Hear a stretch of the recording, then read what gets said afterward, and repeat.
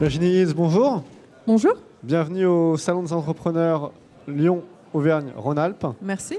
Vous êtes la cofondatrice de Comptoir de campagne, C'est ça. aussi connu sous le nom de la conciergerie. C'était il y a un an et demi, sous ce nom-là qu'on vous appelait.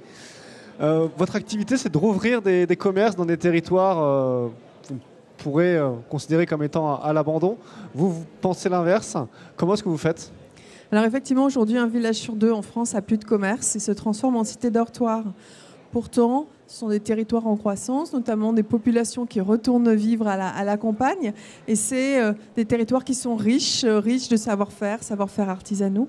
Et donc nous, on pense que c'est le bon moment pour remettre des commerces au cœur des villages.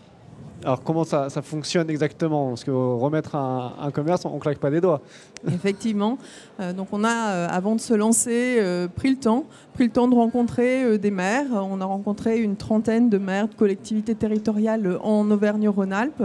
On a rencontré aussi des commerçants pour comprendre quelles étaient leurs difficultés. Finalement, un restaurant dans un village n'a plus de marché, une épicerie n'a plus de marché.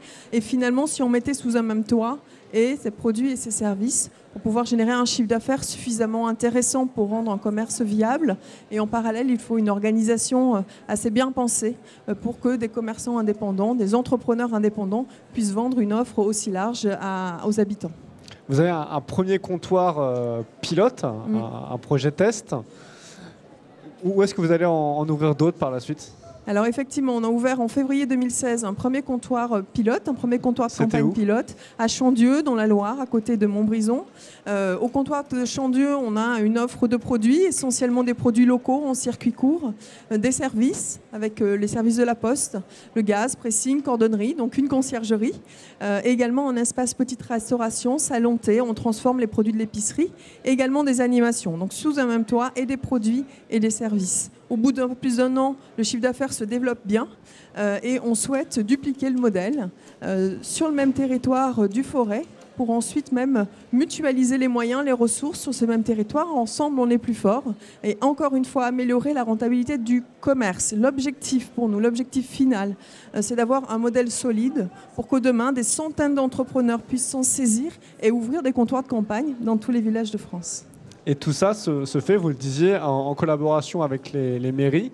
Alors, ça peut être une forme d'aide non financière ou peut-être à terme du financement. Il y a d'autres acteurs qui vous soutiennent. Oui. Quels sont-ils sur la partie argent ? Bien entendu, pour démarrer un projet comme ça, on a besoin d'aide financière notamment. Donc le projet a été financé, en tout cas sa phase d'amorçage, notamment par une bourse de la région, par des prêts bancaires, par une aide de la BPI. Et aujourd'hui, on travaille sur des sujets avec France Active pour notre phase de duplication. Voilà, donc tous ces gens-là qui nous ont aidés à mettre le pied à l'étrier et pour avancer dans notre projet social.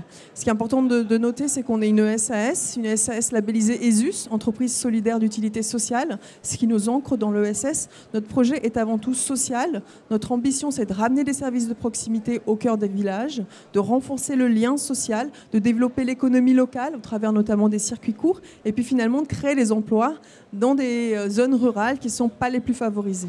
De bien belles ambitions. Merci beaucoup. Merci. À bientôt. Au revoir. Au revoir.